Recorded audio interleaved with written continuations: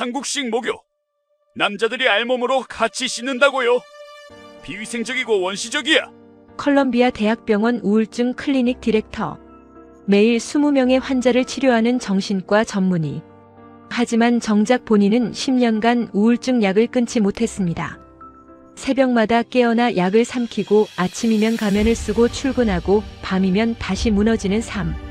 수십 가지 약, 수백 시간의 상담, 수천 달러의 치료비.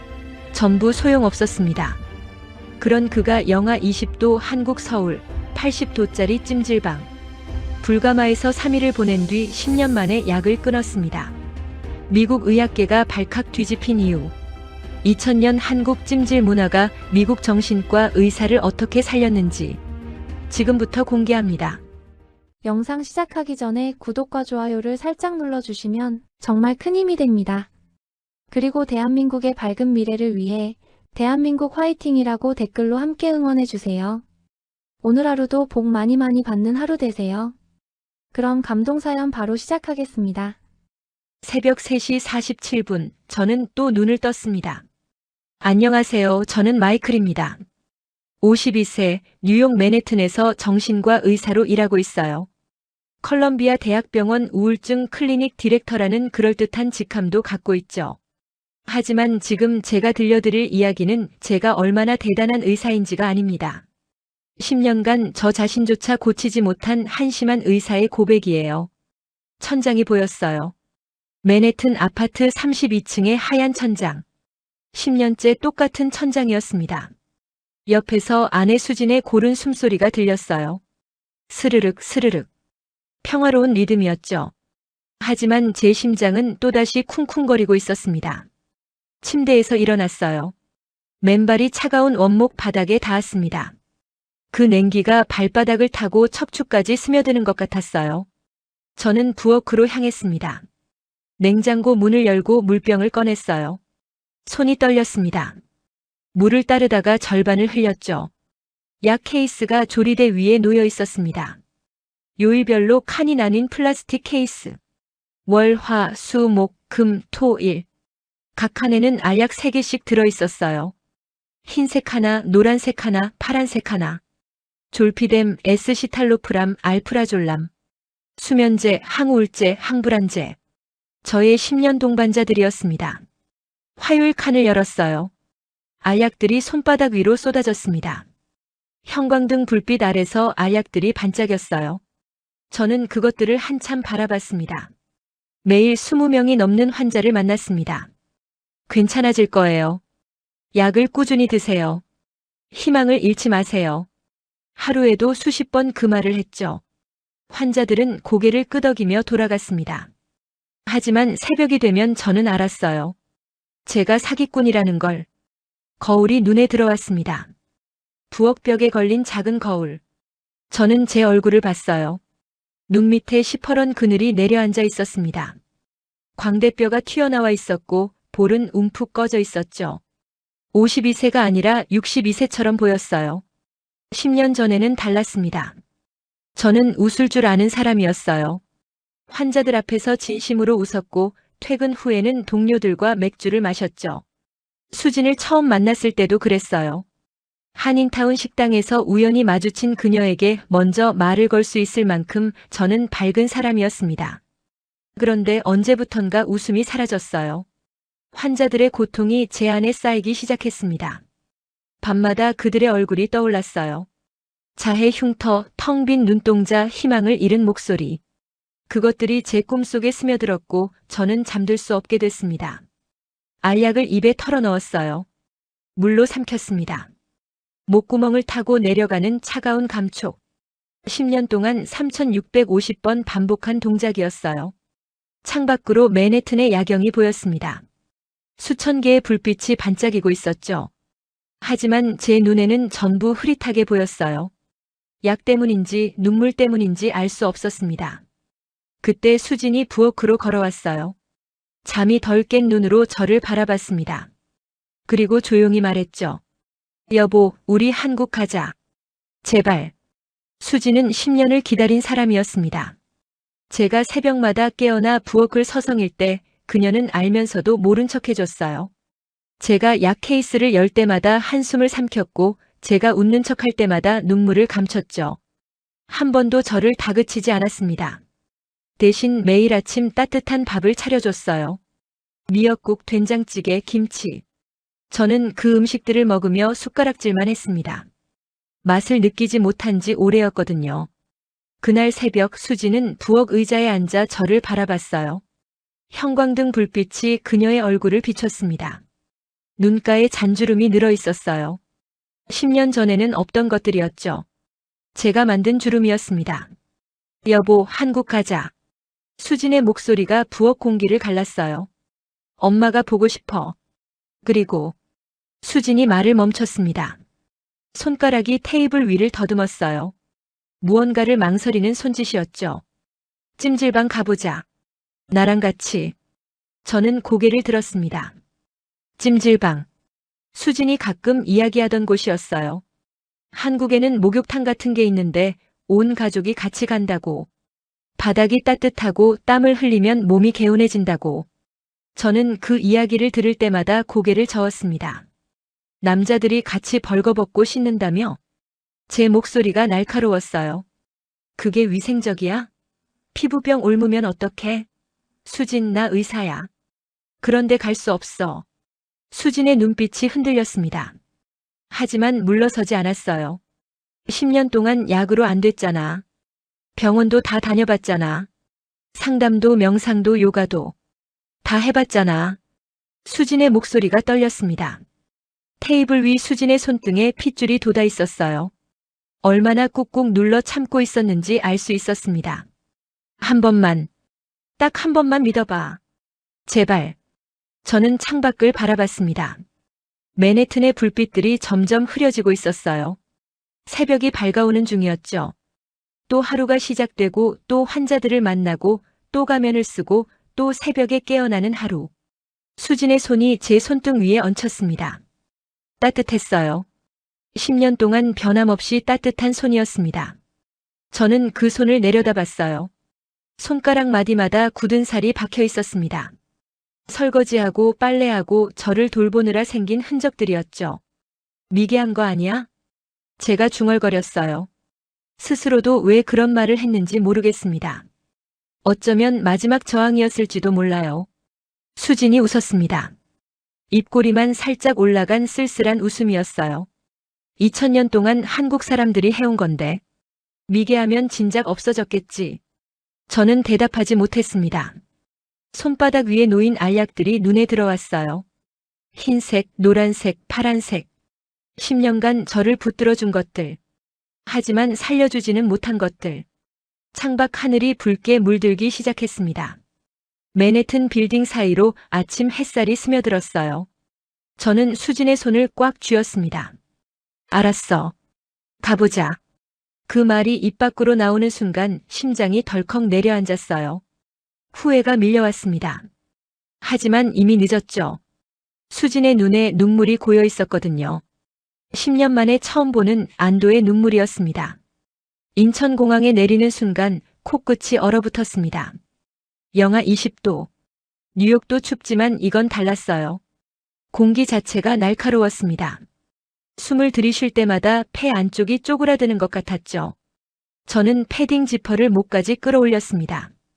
그래도 추위가 옷깃 사이로 파고들었어요. 수지는 달랐습니다. 공항 문을 나서자마자 두 팔을 벌리고 깊게 숨을 들이쉬었어요. 아, 한국 냄새다. 저는 코를 킁킁거렸습니다. 무슨 냄새인지 모르겠었어요. 차가운 공기와 매연, 그리고 어디선가 풍겨오는 음식 냄새. 그게 전부였죠. 하지만 수진의 눈이 반짝이고 있었습니다. 5년 만에 귀국이었거든요. 장모님 댁은 서울 외곽의 작은 아파트였습니다. 택시가 좁은 골목길을 돌아 아파트 단지 앞에 섰어요. 저는 창밖을 바라봤습니다. 회색 건물들이 빽빽하게 들어서 있었어요. 뉴욕의 고층 빌딩과는 달랐습니다. 낮고 촘촘하고 서로 기대어 있는 것 같은 느낌이었죠. 현관문이 열렸습니다. 장모님이 서 계셨어요. 작은 체구에 허리가 약간 굽어 있었습니다. 하지만 눈빛은 맑았어요. 저를 보자마자 두 손을 잡으셨습니다. 주름진 손이 따뜻했어요. 아이고 사위. 많이 힘들었구나. 한국말이었지만 알아들었습니다. 수진에게 배운 몇 안 되는 문장 중 하나였거든요. 저는 고개를 숙였어요. 눈이 뜨거워졌습니다. 처음 만나는 장모님인데 그 한마디가 가슴에 칼처럼 박혔어요. 거실에 들어서는 순간 이상한 일이 벌어졌습니다. 발바닥이 따뜻했어요. 저는 멈춰 섰습니다. 신발을 벗은 맨발이 마룻바닥에 닿아 있었어요. 분명 바닥인데 열기가 올라왔습니다. 뉴욕 아파트의 차가운 원목 바닥과는 전혀 달랐죠. 저는 무의식적으로 발가락을 꼼지락거렸어요. 온기가 발바닥을 타고 종아리까지 스며드는 것 같았습니다. 이게 뭐예요? 제가 물었습니다. 수진이 웃었어요. 온돌. 바닥 난방이야. 한국 집은 다 이래. 온돌. 수진이 예전에 말했던 게 떠올랐습니다. 바닥이 따뜻한 난방 시스템. 저는 그게 얼마나 대단한 건지 몰랐어요. 그냥 옛날 방식이라고만 생각했죠. 장모님이 방문을 여셨습니다. 여기서 자. 제일 따뜻한 방이야. 작은 방이었어요. 창문 하나, 옷장 하나, 그리고 바닥에 깔린 이불. 그게 전부였습니다. 뉴욕의 킹사이즈 침대와는 비교도 안 되는 좁은 공간이었죠. 저는 속으로 한숨을 쉬었어요. 하지만 이불 위에 앉는 순간 생각이 바뀌었습니다. 엉덩이가 따뜻했어요. 아니, 따뜻한 정도가 아니었습니다. 온몸이 녹아내리는 것 같았어요. 바닥에서 올라오는 열기가 허리를 감싸고 등을 감싸고 어깨까지 스며들었습니다. 저는 무의식적으로 몸을 뒤로 눕혔어요. 등이 바닥에 닿았습니다. 그 순간 저는 숨을 멈췄어요. 이게 뭐지? 이 따뜻함은 뭐지? 마치 누군가가 저를 안아주는 것 같았습니다. 거대한 손바닥 위에 누운 것처럼 10년 동안 얼어붙어 있던 몸 어딘가가 스르르 풀려나가는 게 느껴졌어요. 장모님의 목소리가 들렸습니다. 내일 찜질방 가자. 거기가 더 따뜻해. 저는 천장을 바라보며 대답하지 못했습니다. 바닥의 온기가 제 등을 감싸고 있었어요. 뉴욕의 차가운 새벽이 아득하게 느껴졌습니다. 찜질방 앞에서 저는 발이 떨어지지 않았습니다. 건물 외벽에 붙은 간판이 눈에 들어왔어요. 한글로 뭐라고 적혀 있었는데 읽을 수 없었죠. 다만 유리문 너머로 보이는 광경이 저를 얼어붙게 만들었습니다.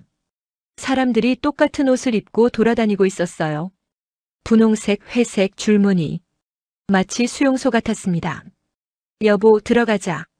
수진이 제 손을 잡아 끌었어요. 저는 버티고 싶었습니다. 하지만 장모님이 뒤에서 등을 밀었죠. 유리문이 열리고 따뜻한 공기가 얼굴을 감쌌습니다. 카운터에서 열쇠와 옷을 받았어요. 수진이 제 손에 쥐어줬습니다. 회색 반팔, 회색 반바지. 천이 얇고 뻣뻣했어요. 저는 옷을 내려다봤습니다. 이걸 입으라고? 수진이 고개를 끄덕였어요. 그리고 저를 남탕 입구 앞에 세웠습니다. 나는 여탕으로 갈게. 씻고 나서 2층에서 만나. 수진이 손을 흔들며 사라졌습니다. 저는 혼자 남탕 입구 앞에 서 있었어요. 커튼 너머로 물소리가 들렸습니다. 콸콸콸. 그리고 남자들의 웃음소리. 왁자지껄. 심장이 쿵쿵거렸습니다. 커튼을 젖혔어요. 저는 그 자리에서 굳어버렸습니다. 벌거벗은 남자들이 있었어요. 10명, 20명, 아니 셀 수 없이 많았습니다. 젊은 사람, 늙은 사람, 뚱뚱한 사람, 마른 사람. 전부 실오라기 하나 걸치지 않은 채 돌아다니고 있었어요. 앉아서 몸을 씻는 사람, 탕에 들어가 있는 사람, 서서 이야기하는 사람. 아무도 부끄러워하지 않았습니다. 저는 뒤로 물러섰어요. 도망치고 싶었습니다. 52년 인생에서 이런 광경은 처음이었거든요. 미국에서는 체육관 샤워실에서도 수건을 두르고 다녔어요. 그게 매너였죠. 그런데 여기는 비켜요. 뒤에서 목소리가 들렸어요. 돌아보니 할아버지 한 분이 서 계셨습니다. 80은 넘어 보였어요. 허리가 굽어 있었고 피부에는 검버섯이 가득했죠. 하지만 눈빛은 또렷했습니다. 할아버지는 제 옆을 스쳐 지나가며 아무렇지 않게 옷을 훌훌 벗었어요.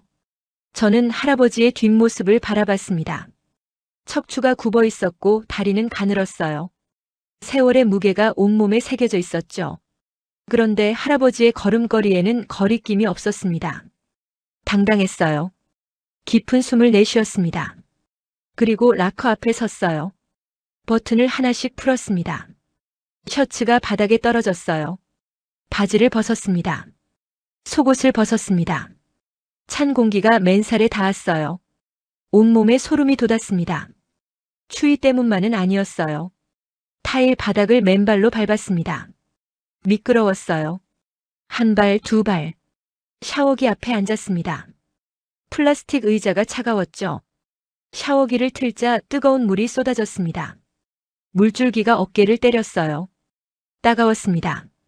그때 옆에서 목소리가 들렸어요. 등 밀어줄까? 고개를 돌렸습니다. 아까 그 할아버지였어요. 손에 이탈리아 타월을 들고 계셨죠. 초록색 까슬까슬한 천. 저는 무슨 말인지 몰라 멍하니 바라봤습니다. 할아버지가 웃으셨어요. 주름진 얼굴 가득 웃음이 번졌습니다. 그리고 제 옆에 앉더니 등에 타월을 문지르기 시작했어요. 사각사각. 피부가 벗겨지는 것 같았습니다. 아, 저는 신음을 흘렸어요. 아픈 건지 시원한 건지 알 수 없었습니다. 할아버지의 손이 어깨에서 허리로, 허리에서 옆구리로 이동했어요. 피부 위로 때가 우수수 떨어졌습니다. 회색 국수 가닥 같은 것들이 타일 바닥에 쌓였어요. 한국 처음이지? 할아버지가 물었습니다. 저는 고개를 끄덕였어요. 대답할 힘이 없었습니다. 여기선 다 가족이야. 부끄러워할 거 없어. 할아버지의 목소리가 귓가에 맴돌았습니다. 뜨거운 물이 등을 타고 흘러내렸어요. 그리고 이상하게도 눈이 뜨거워졌습니다. 2층으로 올라갔습니다. 회색 옷으로 갈아입고 계단을 오르는데 이상한 냄새가 코를 찔렀어요. 나무 타는 냄새, 땀 냄새, 그리고 뭔가 달콤한 냄새가 뒤섞여 있었습니다. 마치 숲속 오두막에 빵집을 차려놓은 것 같았어요. 저는 코를 킁킁거리며 수진을 찾았습니다. 수진이 손을 흔들었어요. 머리에 양귀처럼 생긴 수건을 말아 올리고 있었습니다. 양머리. 한국 드라마에서 봤던 그 모양이었죠. 장모님도 똑같은 모양을 하고 계셨어요. 두 사람이 나란히 앉아 있으니 마치 양목장 같았습니다. 여보, 이리 와. 수진이 제 손을 잡아 끌었어요. 그리고 커다란 아치형 입구 앞에 세웠습니다. 안쪽이 시뻘겋게 빛나고 있었어요. 열기가 파도처럼 밀려왔습니다. 불가마야. 들어가 봐. 저는 고개를 저었어요. 미친 짓 같았습니다. 저건 분명 오븐이었어요. 피자를 굽는 화덕. 사람이 들어가는 게 아니었죠. 다들 들어가. 몸에 좋아. 장모님이 등을 밀었습니다. 저는 비틀거리며 안으로 들어섰어요. 숨이 막혔습니다. 공기가 끓고 있었어요. 80도 아니 90도는 넘는 것 같았습니다. 폐 안에 불이 붙은 것 같았죠. 눈을 뜨기가 힘들었어요. 눈알이 마르는 느낌이었습니다. 저는 허둥지둥 바닥에 주저앉았어요. 돌바닥이 뜨거웠습니다. 엉덩이가 지글지글 구워지는 것 같았어요. 마치 제가 삼겹살이 된 기분이었죠. 불판 위에 올라간 고기 덩어리. 누군가 집게로 저를 뒤집어 주길 기다리는 고기. 신음이 새어나왔어요. 땀이 쏟아졌습니다. 이마에서 코끝에서 목덜미에서 온몸의 모든 구멍에서 물이 흘러나왔어요. 회색 옷이 진한 회색으로 변해갔습니다. 마치 비를 맞은 것처럼. 옆을 봤어요. 할아버지 한 분이 드러누워 코를 골고 계셨습니다. 할머니 세 분이 나란히 앉아 수다를 떨고 있었죠. 젊은 남자가 책을 읽고 있었어요. 아무도 저처럼 죽어가는 사람이 없었습니다. 미치겠다. 저는 정신과 의사야. 컬럼비아 대학병원에서 우울증을 치료하는 사람이라고. 그런 내가 왜 한국 땅 밑에서 구워지고 있는 거지? 5분이 지났을 때 이상한 일이 벌어졌습니다. 땀이 눈에 들어갔어요. 눈물인 줄 알았습니다. 손등으로 닦아냈어요. 그런데 멈추지 않았어요. 계속 흘러나왔습니다. 눈에서, 볼을 타고, 턱 끝으로. 저는 깨달았습니다. 땀이 아니었어요. 울고 있었습니다. 10년 만에 눈물이었어요. 약을 먹기 시작한 뒤로 저는 울 수 없었습니다. 감정이 무뎌졌거든요. 슬퍼도 눈물이 안 났고 기뻐도 웃음이 안 났죠. 그게 약의 부작용이었습니다. 제 감정을 잠궈버리는 대가로 잠을 얻은 거였어요. 그런데 지금 이 80도짜리 오븐 안에서 제 눈물샘이 터져버렸습니다. 왜 우는지 몰랐어요. 슬픈지 기쁜지 억울한지 아무것도 몰랐습니다. 그냥 눈물이 쏟아졌어요. 10년 동안 갇혀있던 물이 둑을 무너뜨리고 범람하는 것 같았습니다. 옆에 있던 할머니가 제 어깨를 톡톡 쳤어요. 저는 놀라서 고개를 돌렸습니다. 할머니가 수건을 건네주셨어요. 아무 말 없이. 그리고 다시 앞을 보며 수다를 이어갔죠. 아무도 저를 쳐다보지 않았습니다. 아무도 왜 우느냐고 묻지 않았어요. 그냥 제가 울든 말든 거기 있든 말든 관심이 없는 것 같았습니다. 그런데 이상하게도 그게 편했어요. 뉴욕에서는 달랐습니다. 모두가 저를 봤어요. 동료들은 제 안색을 살폈고 환자들은 제 상태를 눈치챘죠. 모두가 괜찮아요? 라고 물었습니다. 그 질문이 싫었어요. 괜찮지 않으니까. 하지만 여기서는 아무도 묻지 않았습니다. 그래서 저는 마음껏 울 수 있었어요. 불가마 천장이 흐릿하게 보였습니다. 땀인지 눈물인지 모를 것들이 제 얼굴을 적시고 있었어요. 돌바닥의 열기가 등을 감쌌습니다. 뜨거웠지만 이상하게 포근했어요. 처음으로 생각했습니다. 여기 다시 와야겠다. 둘째 날 아침 저는 장모님보다 먼저 일어났습니다. 눈을 떴을 때 시계를 봤어요. 6시 23분. 10년 만에 처음으로 새벽 3시에 깨지 않은 밤이었습니다. 믿을 수 없었어요. 손을 꼬집어 봤습니다. 아팠어요. 꿈이 아니었죠. 저는 천장을 바라보며 가만히 누워 있었습니다. 온돌 바닥의 온기가 등을 감싸고 있었어요. 마치 거대한 핫팩 위에 누운 것 같았습니다. 아니, 핫팩보다 나았어요. 핫팩은 화상을 주지만 이 바닥은 절대 뜨겁지 않았거든요. 딱 좋은 온도. 엄마 뱃속이 이런 느낌이었을까요? 어머니, 찜질방 가요. 아침밥을 먹다가 제가 먼저 말했습니다. 수진이 숟가락을 떨어뜨렸어요. 쨍그랑. 소리가 식탁에 울렸죠. 장모님도 눈이 동그래지셨습니다. 어제 죽는 줄 알았다며? 수진이 물었어요. 저는 고개를 끄덕였습니다. 죽을 것 같았어. 근데 다시 죽고 싶어. 수진이 피식 웃었어요. 장모님은 고개를 절레절레 흔드셨습니다. 하지만 눈가에 웃음기가 번져 있었죠. 둘째 날 찜질방은 달랐습니다. 저는 탈의실에서 옷을 벗을 때 더 이상 주변을 두리번거리지 않았어요. 그냥 훌훌 벗었습니다. 마치 원래 그래온 것처럼. 옆에 있던 아저씨와 눈이 마주쳤어요. 아저씨가 고개를 까딱했습니다. 저도 까딱했죠. 그게 끝이었어요. 탕에 들어갔습니다. 뜨거운 물에 몸을 담그자 온몸의 근육이 녹아내렸어요. 마치 버터가 후라이팬 위에서 사르르 녹는 것처럼. 저는 버터였습니다. 맨해튼에서 얼어붙어 있던 버터 덩어리. 그게 서울 찜질방에서 녹고 있었어요. 어이 외국인. 목소리가 들렸어요. 어제 그 할아버지였습니다. 등을 밀어주셨던 분이죠. 할아버지가 제 옆에 풍덩 몸을 담그셨어요. 물이 철렁 넘쳤습니다. 오늘도 왔네. 할아버지가 웃으셨어요. 저도 웃었습니다. 말이 안 통해도 괜찮았어요.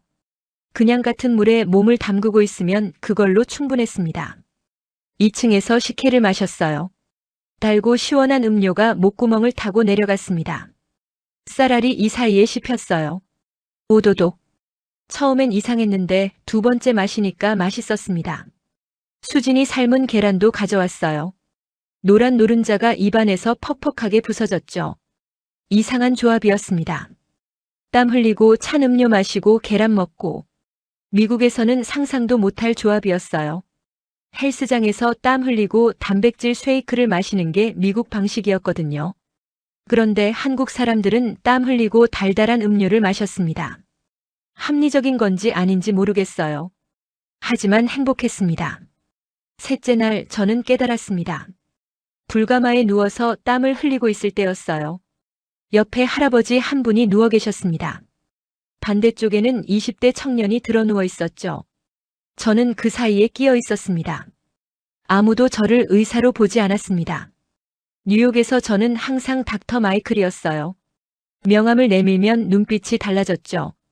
존경, 기대, 그리고 평가. 사람들은 저를 의사로 받고 의사답게 행동하길 원했습니다. 24시간 하얀 가운을 입고 있는 기분이었어요.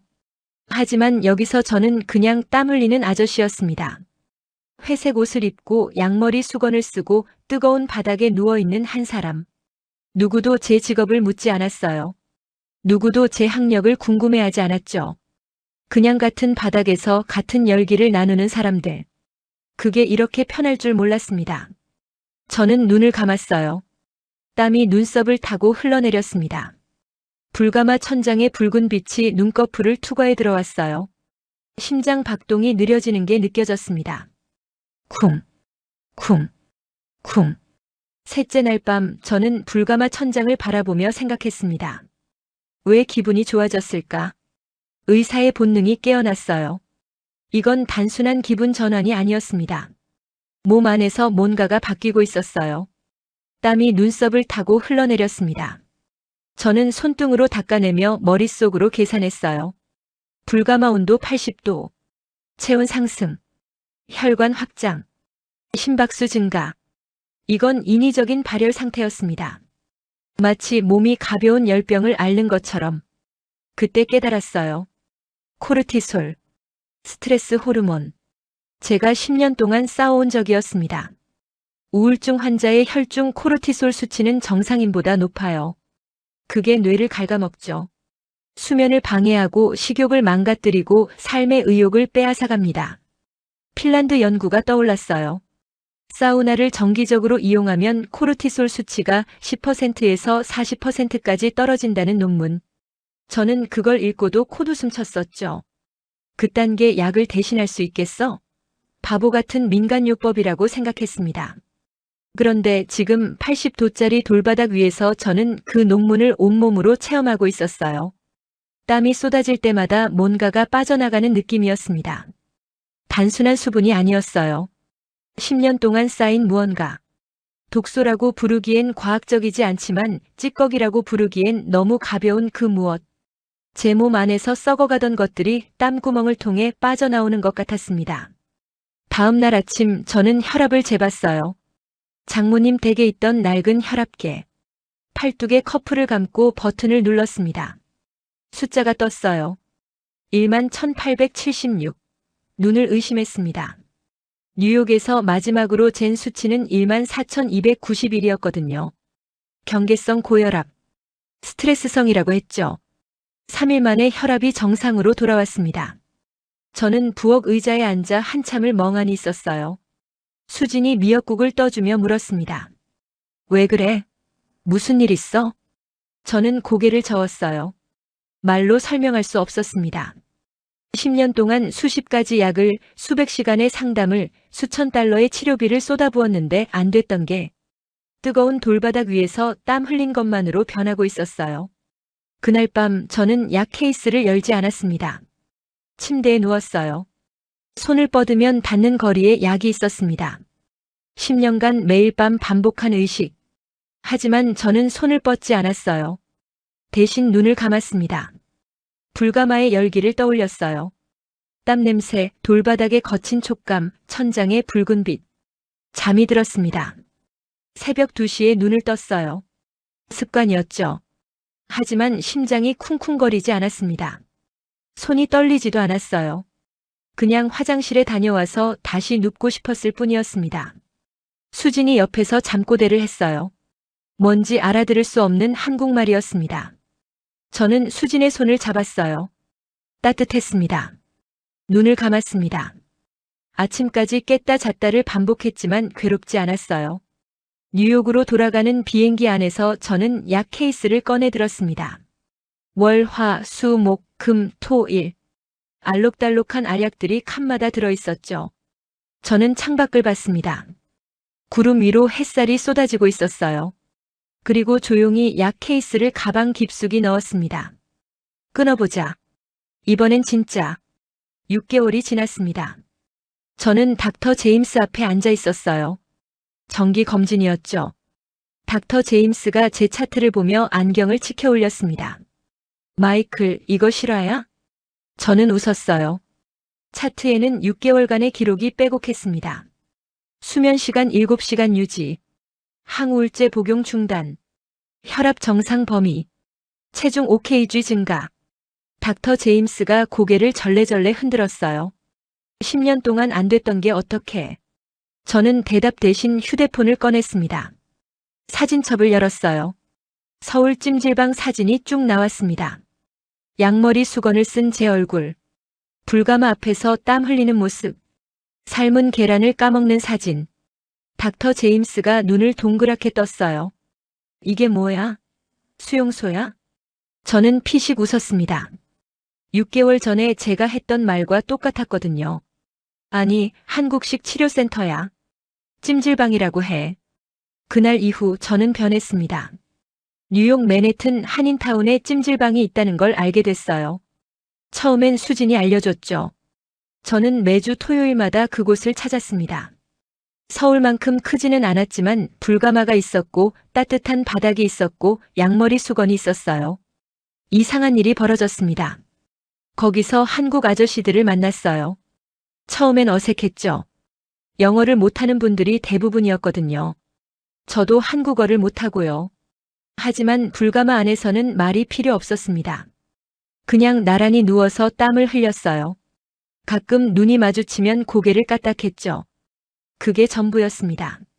그런데 그게 치료였어요. 컬럼비아 대학병원에서 저는 매일 환자들에게 말합니다. 사회적 연결이 중요합니다. 고립되지 마세요. 사람들과 어울리세요. 하지만 정작 저는 10년 동안 고립되어 있었죠. 동료들 앞에서는 의사 가면을 쓰고 집에서는 환자 가면을 썼습니다. 진짜 제 모습을 보여준 적이 없었어요. 찜질방은 달랐습니다. 거기서 저는 벌거벗었어요. 물리적으로도 심리적으로도. 아무런 가면이 없었습니다. 그냥 땀 흘리는 한 사람이었죠. 그리고 아무도 저를 평가하지 않았어요. 어느 날 병원 복도에서 후배 의사가 물었습니다. 선생님, 요즘 뭐가 달라지셨어요? 표정이 밝아지셨어요. 저는 잠시 생각했어요. 뭐라고 대답해야 할지. 목욕을 자주 해. 후배가 어리둥절한 표정을 지었습니다. 저는 웃으며 지나갔어요. 설명하기엔 너무 긴 이야기였거든요. 지금 저는 환자들에게 새로운 처방을 합니다. 약도 중요하지만 일주일에 한 번은 목욕탕 가보세요. 사우나 있는 곳으로요. 땀 흘리고 찬물 들어갔다 나오고 맨발로 따뜻한 바닥을 밟아보세요. 환자들이 이상한 눈으로 쳐다봅니다. 미국 정신과 의사가 목욕탕을 처방하다니. 하지만 저는 압니다. 그 뜨거운 바닥이 얼마나 많은 걸 녹일 수 있는지. 얼마 전 수진에게 말했어요. 여보, 올겨울에 다시 한국 가자. 어머니도 뵙고 찜질방도 가고. 수진이 눈을 동그랗게 떴습니다. 그리고 눈물을 글썽였어요. 10년 동안 한국 가자는 말에 고개를 저었던 남편이 먼저 가자고 했으니까요. 저는 수진을 안았습니다. 창밖으로 맨해튼의 불빛이 반짝이고 있었어요. 10년 전과 똑같은 풍경이었습니다. 하지만 제 눈에는 달라 보였어요. 회색 빌딩 숲이 아니라 별처럼 빛나는 희망의 불빛들로. 가장 한국적인 것이 저를 살렸습니다. 지금까지 10년 우울증을 이긴 찜질방의 기적 어떠셨나요? 마이클이 찾은 건 단순한 치료법이 아니었습니다. 뜨거운 돌바닥, 함께 땀 흘리는 낯선 사람들, 아무도 묻지 않는 편안함. 한국 찜질방이 가진 진짜 힘은 온도가 아니라 있는 그대로 존재해도 괜찮은 공간이었어요. 10년간 수백 가지 약으로 못 고친 마음이 양머리 수건 쓰고 삶은 계란 까먹는 3일 동안 녹아내렸습니다. 혹시 여러분도 오늘 하루 가면을 쓰고 버티느라 지치지는 않으셨나요? 아무에게도 진짜 모습을 보여주지 못해 외로운 밤을 보내고 계신가요? 마이클의 이야기가 말해줍니다. 치유는 약이 아니라 쉼에서 온다고. 뜨거운 바닥 위에 맨몸으로 누워도 괜찮다고.